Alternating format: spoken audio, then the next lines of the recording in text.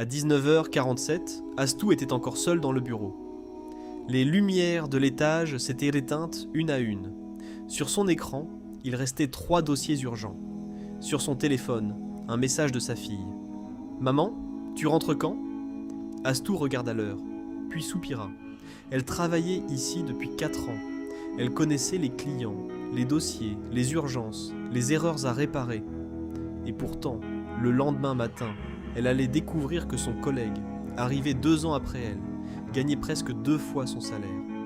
Le plus douloureux n'était pas le montant, c'était de découvrir pourquoi.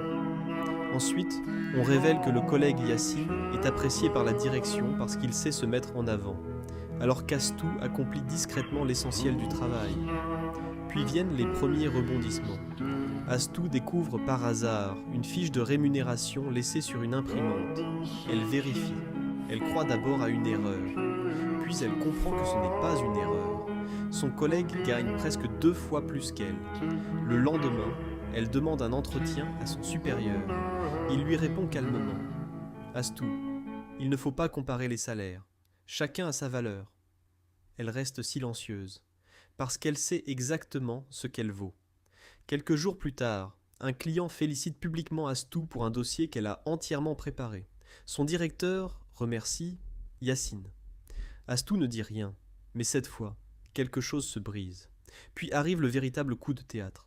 Une erreur importante est commise sur un dossier que Yassine devait gérer. Astou est appelée pour sauver la situation. Elle travaille toute la nuit. Elle sauve le contrat. Le lendemain, Yassine présente les résultats devant la direction et reçoit les félicitations. Astou, elle, est encore dans son bureau, seule.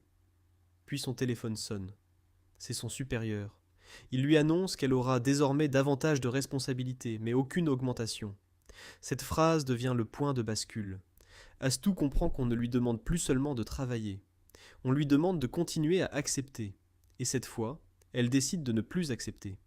Elle documente ses réalisations, rassemble ses résultats, améliore son positionnement, développe son réseau, se forme et commence à regarder le marché avec un autre regard. Et surtout, elle découvre une vérité dérangeante. Elle n'était pas sous-payée parce qu'elle était moins compétente. Elle était sous-payée parce qu'elle n'avait jamais appris à négocier sa propre valeur. Quelques mois plus tard, Astou reçut une proposition d'une autre entreprise. Le salaire était presque le double. Elle relut le contrat 3 fois. Puis elle sourit. Pas parce qu'elle venait enfin de découvrir sa valeur, mais parce qu'elle comprenait qu'elle l'avait toujours eue.